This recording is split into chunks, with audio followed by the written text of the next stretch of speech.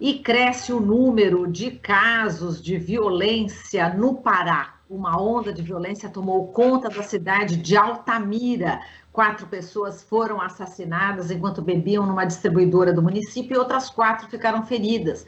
Em 2 semanas, alguns veículos de imprensa já divulgam 12 mortes. 5 na casa das vítimas, 4 na chacina em bar, 2 em uma barbearia e 1 em uma chácara na zona rural de Altamira. E o Ministério Público está apurando denúncias de um ataque de pessoas fortemente armadas contra famílias moradoras de um lote em disputa entre agricultores e grileiros de terra em Anapu, no sudoeste do Pará, às margens da rodovia Transamazônica. O governo do estado anunciou no domingo que uma força-tarefa foi montada e deslocada para reforçar as ações de segurança em Altamira, no sudoeste do Pará. E sobre esse assunto nós vamos falar neste momento aqui com o Gilberto, o Gilberto Marques, professor da faculdade e do programa de pós-graduação em economia da Universidade Federal do Pará. Olá, Gilberto, bom dia, prazer em recebê-lo, seja bem-vindo. Olá, bom dia, prazer todo meu. Bom, Gilberto, vamos falar aqui sobre essa situação, de forma geral. O que está acontecendo no Pará já é histórico, não é isso, Gilberto, em relação à violência. E como é que você está vendo essa onda de violência atual? Já é histórico e, lamentavelmente, reflete a condição da desigualdade da propriedade e da renda no Brasil e, em particular, na Amazônia. E como parte disso, o processo de apropriação de terra e, inclusive, os grandes empreendimentos que são implantados na região sem a conversa e sem escutar a comunidade local. Especificamente na região do Xingu, do rio Xingu, onde se encontra o município de Altamira, mas também o município de Anapu e alguns outros municípios, essa situação tem sido muito tensa. Só para lembrar, Altamira aconteceu há alguns anos um massacre no presídio de Altamira, em que foram 62 pessoas mortas no presídio durante um conflito, uma rebelião e um conflito interno. 62 pessoas mortas ao todo, se eu não estou enganado, 16 decapitados. Então, é um conflito muito forte, e envolve vários aspectos. Os grandes empreendimentos, nesse caso, a Altamira recebeu aproximadamente, teve um crescimento populacional de em torno de 50%, um pouco antes de começar as obras da hidrelétrica Belo Monte. Quando a hidrelétrica se encerra as obras, que é obras que chegou no pico, ali se acredita que tinha em torno de 27 mil trabalhadores nos canteiros de obra, e a grande maioria desses trabalhadores vem de fora e traz família e outros mais. Quando a obra se encerra, todo esse pessoal está desempregado. E há uma pressão muito grande sobre os serviços públicos, saúde, educação, moradia, habitação. Então, uma grande parte dessa população está desempregada. E aí fica à mercê da expansão das grandes cadeias do crime organizado no Brasil, que está se interiorizando. Além de se interiorizar, está avançando numa financiarização do crime e diversificando, digamos assim, o seu rol de atuação, inclusive participando da exploração ilegal do ouro. Isso aí é um elemento. O outro elemento é exatamente a permanência dos conflitos agrários, como você citou, em Anapu, que é um município que ficou conhecido internacionalmente por ter sido palco do assassinato da missionária Dorothy Stang, em 2005. Anapu, lá tem o lote 96, em que nós temos 54 famílias que estão produzindo na região em terras públicas há mais de 11 anos, e essas famílias constantemente estão sendo agredidas pelos grileiros da região, que tocam fogo nas suas residências, que tocam fogo nas suas roças, que tocam fogo nas suas casas de farinha, buscando expulsar essas famílias. Mas lá no Lote 96, em particular, há um processo de resistência muito forte daquelas famílias e com uma solidariedade da população do entorno. Quer dizer, agora, em relação a essa questão dessa violência em Altamira, professor, os índices de criminalidade, também como você falou, explodiram depois da construção da hidrelétrica de Belo Monte. Ou seja, as pessoas, como você falou, ficaram desempregadas, não houve, então, portanto, políticas públicas que dessem conta dessa mão de obra, né? Quer dizer, o certo seria ter políticas públicas para... Bom, na realidade é o seguinte, até a questão da construção da hidrelétrica de Belo Monte está em discussão também, né? Isso aí está tudo em discussão. Eu falei agora que a hidrelétrica empregava algo em torno de chegou no pico da obra a algo próximo de 27 mil trabalhadores.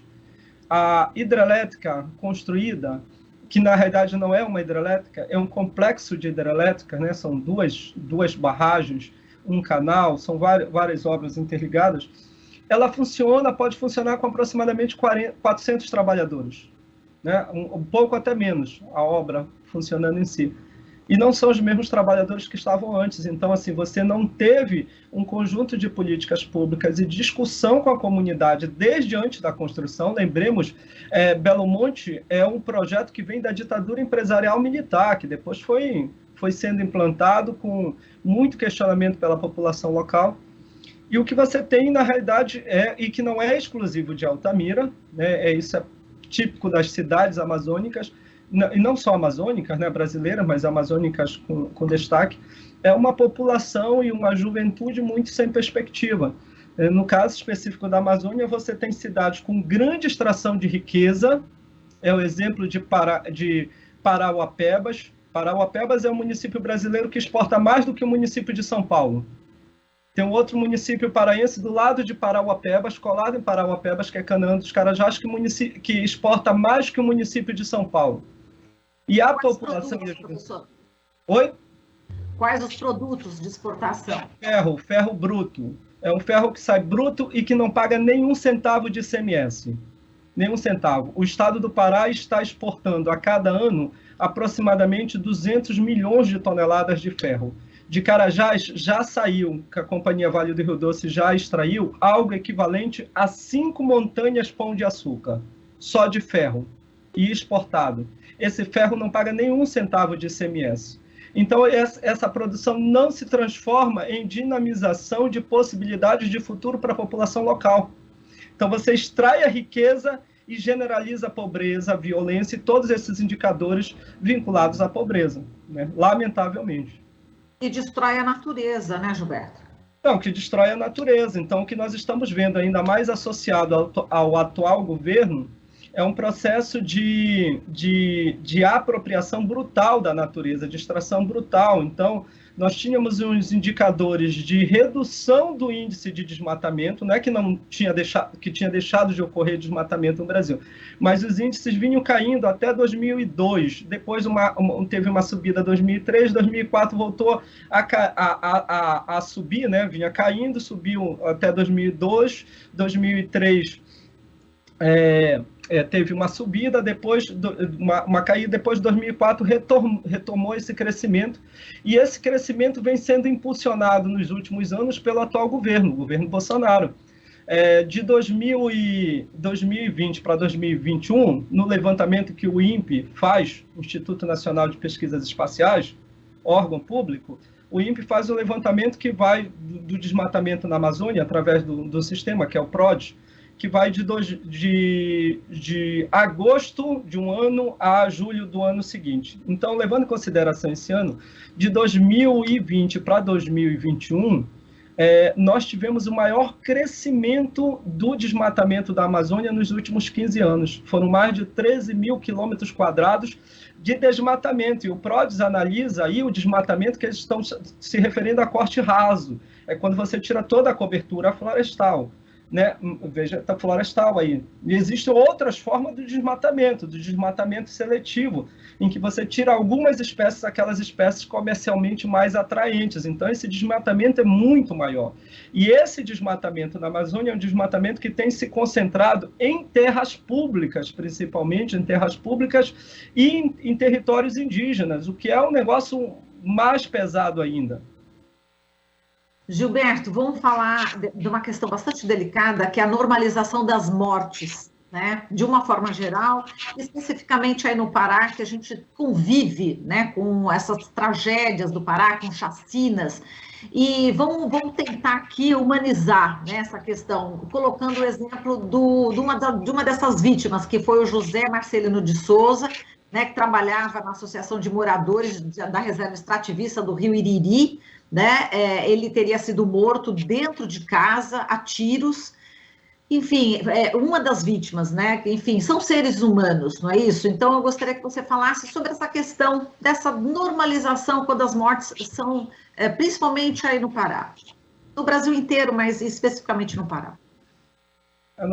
Infelizmente, nós temos um silenciamento, né, dessas populações. Muitos dos casos sequer vêm a público. Eu vou dar um exemplo. No mesmo lote 96, que você citou agora, lá em Anapu, lote 96, existe uma liderança lá que é o Erasmo Teófilo. Erasmo Teófilo, nos últimos anos, viu vários dos seus companheiros de luta serem mortos. Vários, né?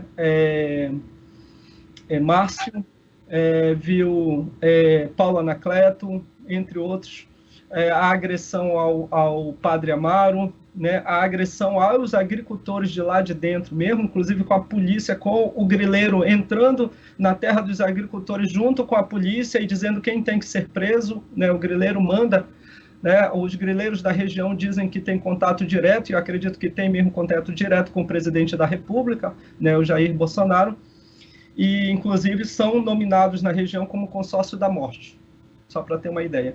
Então, o Erasmo Teófilo ainda uma jovem liderança, 33 anos, ele é cadeirante. Ele já sofreu 4 tentativas de assassinato. 4 tentativas de assassinato. Né? Agora, eu diria o seguinte, o Belchior tem uma música que é Coração Selvagem, em que ele diz, cuidado, meu coração é frágil. Né? Ele tem essa enorme pressa de viver.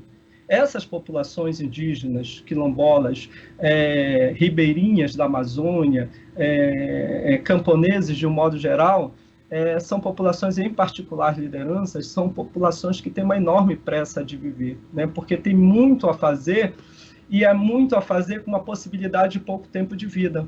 Né?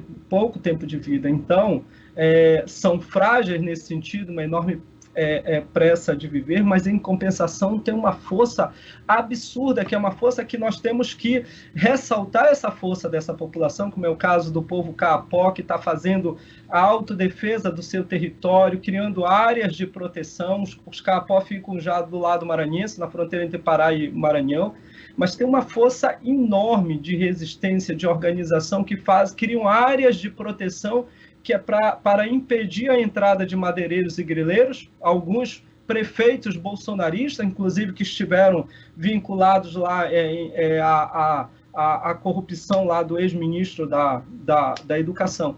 Então, tem muita força dessa população. Né? Infelizmente, os ataques são muito fortes também e continuam sendo os assassinatos. Foi o caso da família que foi morta agora no início do ano em São Félix do Xingu. Né? O pai, mãe e a filha foram assassinados, entre outras coisas, porque desenvolviam políticas de proteção da floresta. Então, para não me alongar, esse atual momento que nós estamos vivendo e essa política conduzida desde a presidência da República é uma política genocida, não somente porque é responsável direto pela morte de 665 mil pessoas vítimas de Covid no Brasil, não somente porque impulsiona o assassinato nas grandes cidades da população negra e da população pobre, mas porque também estimula e dissemina a derrubada da floresta. Então, é uma política e é um governo genocida porque ele vai muito além, né, na destruição da vida. Né? Não só da vida humana, mas da vida como um todo no planeta. Exato, e as autoridades aí do Pará, né, falam que realmente essas mortes estão ligadas, né, a facções criminosas, e por isso uma força-tarefa desde domingo está em ação, em atuação aí no Estado. Como é que você vê essa resposta, né, do Estado, essa justificativa e essa resposta aumentando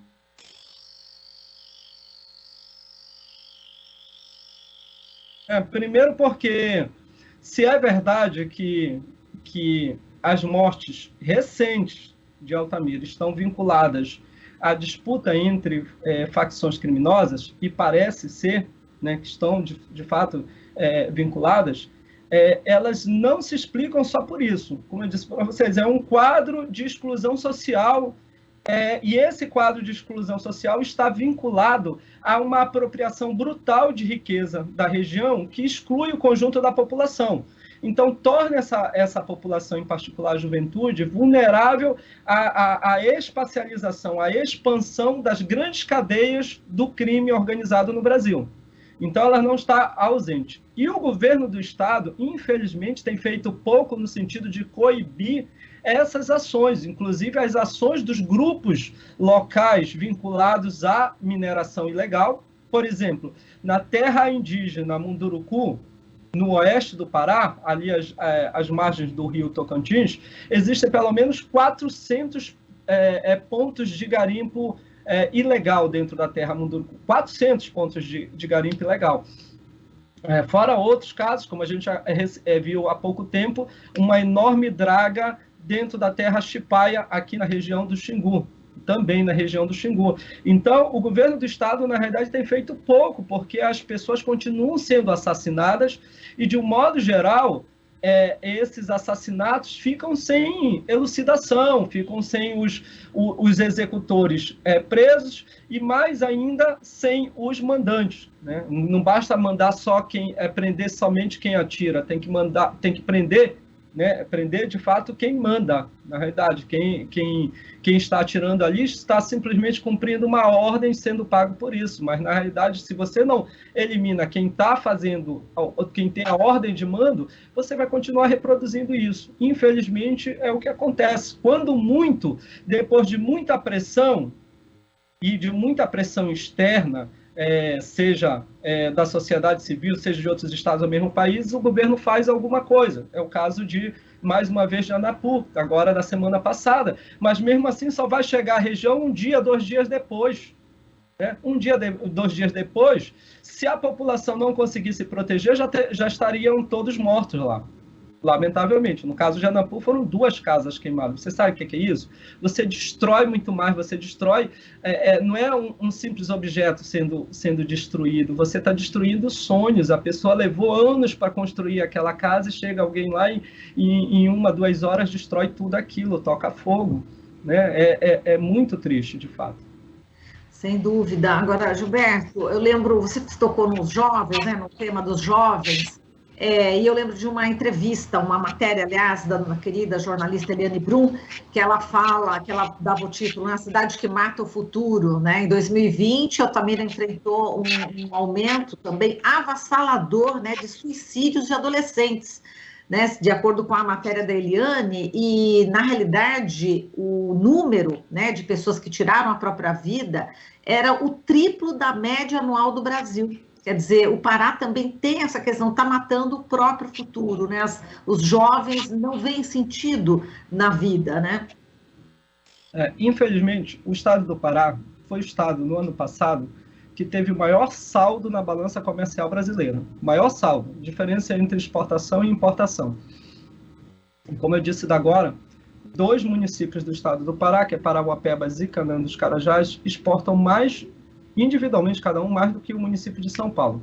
Até pouco tempo era um único município. Se juntar os 2 municípios, eles se transformam automaticamente no município que mais exporta no Brasil. Mais do que o primeiro, que é Duque de Caxias, no Rio de Janeiro, porque exporta petróleo.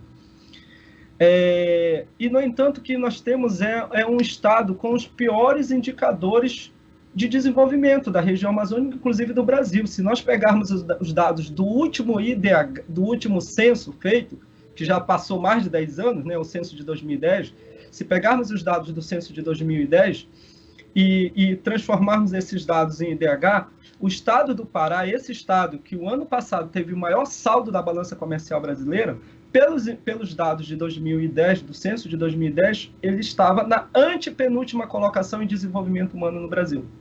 O que mostra essa voracidade da extração de riqueza da região, que se traduz em miséria.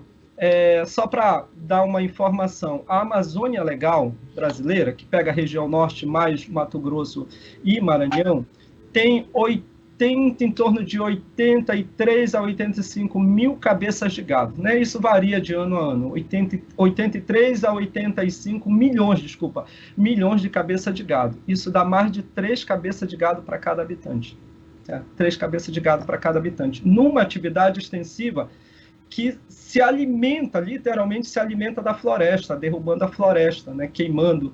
Então, é uma situação bastante difícil, porque os indicadores, quando apontados para a juventude, são indicadores de pouca possibilidade de futuro, porque não tem perspectiva, né, de emprego, não tem perspectiva outras, né, além dessas atividades ligadas, inclusive, às atividades ilegais. É o exemplo do garimpo. Né? 90% dos garimpos no Brasil estão na Amazônia Legal, em particular na região norte. E aí Pará, principalmente Pará, Roraima, alguns outros estados que concentram isso, né? E essencialmente é sustentado na atividade legal, inclusive da própria exportação do ouro, que acontece de forma ilegal. Se pegar os dados de exportação de venda, o estado do Pará não aparece entre os estados brasileiros que mais exportam ouro. Né? E, no entanto, é onde se extrai, o Pará, é Roraima, um pouco Amapá, alguns outros estados que estão nessa produção do ouro. Lamentavelmente, nós temos esse quadro. Agora, esse quadro, que é um quadro perverso, como eu estava dizendo, é um quadro que ainda aguarda sementes de esperança, e nós temos que estimular essas sementes de esperança. O que as populações indígenas na Amazônia têm feito, como é o caso das mulheres Munduruku, assumindo um protagonismo na defesa do seu território, na defesa dos rios, da floresta, da mata, da sua cultura, o que tem feito os povos que nem os Kaapó, como eu citei agora, os movimentos quilombola de retomada dos seus territórios, porque identificam aqueles territórios como territórios dos seus antepassados e vão recuperar esse território, o que tem feito a população ribeirinha, lutando, como é o caso de Abaetetuba, aqui no Pará, também contra a construção de um grande porto da Cargill e fazendo manifestações com os seus barquinhos, com as suas canoas contra o porto. Isso são sementes de esperança, e essas sementes de esperança nós temos que ajudar a brotar. E com essa potente fala de esperança, do verbo esperançar, de Paulo Freire... Marilu, pois não? Oi, é o Glauco. Marilu, só para avisar que também está na chamada a coordenadora nacional da Comissão Pastoral da Terra, da CPT, André Silvério. Andréia, a gente... desculpe, Andréia, a gente não estava aqui, eu tive a informação de que você não participaria da entrevista, então eu toquei aqui o barco apenas com o Gilberto. A gente já está no finalzinho aqui, Andréia, mas de qualquer forma eu gostaria da sua fala, né? A gente, aqui é a Andréia Silvério, da Coordenação Nacional da Comissão Pastoral da Terra, a gente gostaria que você falasse sobre essa onda de violência aí no Pará, com 12 mortes em 2 semanas, qual que é o seu olhar? Infelizmente, a gente já está no final da entrevista, mas, por favor, dê o seu parecer aí, como é que você está vendo, enfim, toda essa tragédia. Bom dia, Marilu, bom dia, professor Gilberto e todos e todas que nos assistem. Bom, eu ouvi muito atentamente aqui a entrevista e a fala do professor Gilberto, e eu tenho concordância com todos os pontos que ele trouxe com relação à realidade que a gente vive atualmente no estado do Pará, né? Infelizmente, esse projeto de desenvolvimento que foi imposto para a população paraense, ele é um projeto de saque, de retirada das nossas riquezas, e infelizmente isso não se reverte em política pública e benefício para a nossa população, né? Por outro lado, também a gente vive um cenário de absoluta impunidade com relação aos crimes que são praticados no campo e na cidade, e infelizmente essas pessoas acabam se sentindo incentivadas e livres para continuar promovendo esse tipo de ação, né? O que é absolutamente lamentável. Tá certo. Andréia, a gente volta a falar com você. Infelizmente, a gente teve um pequeno problema aqui, mas a gente volta a conversar, enfim, nos próximos dias para a gente ter aí a sua análise um pouco mais profunda, tá bom? A gente pede desculpas, mas na próxima a gente vai falar com você com mais tempo, com certeza. A gente já está no nosso limite aqui. Viu, Andréia? Muito obrigada, tá? Muito obrigada ao professor, aqui o professor Gilberto Marques, ele é que é professor da faculdade do programa de pós-graduação em economia da Universidade Federal do Pará, e também Andréa Silvério, da coordenação nacional da Comissão Pastoral da Terra. Um forte abraço para vocês, muitíssimo obrigada. Bom dia, obrigado. Bom dia. Você está ouvindo Jornal Brasil Atual. As notícias que os outros não dão.